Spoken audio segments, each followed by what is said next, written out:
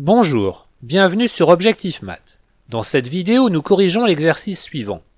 n étant un entier naturel non nul, on considère grand M une matrice réelle carrée d'ordre n, vérifiant la relation m au cube plus m au carré plus m égale à la matrice nulle. On nous demande de montrer que la trace de m est un entier relatif. Je vous rappelle quand même que la trace de m est égale à la somme des coefficients diagonaux de m.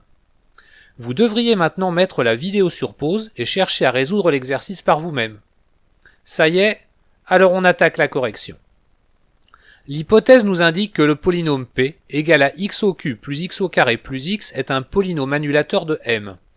Et donc les valeurs propres de m ne peuvent être que parmi les racines de p qui sont 0, j et j au carré, où j désigne comme d'habitude la racine cubique de l'unité égale à exponentielle de 2i sur 3. En effet, si lambda est une valeur propre de m, il existe une matrice colonne V non nulle, telle que m fois V soit égale à lambda fois V. On a alors m au carré fois V égale à lambda au carré fois V et une relation identique pour toute puissance de m. L'hypothèse faite sur m permet d'écrire que lambda au cube plus lambda au carré plus lambda facteur de V est nul.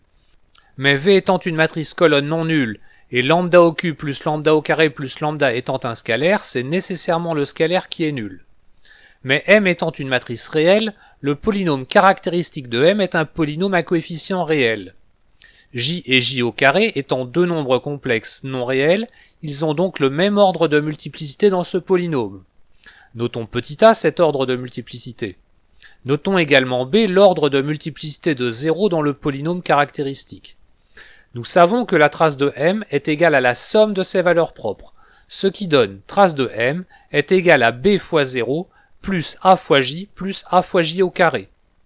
Mais sachant que j plus j au carré est égal à moins 1, il reste trace de m égale à moins a, qui est bien un entier relatif.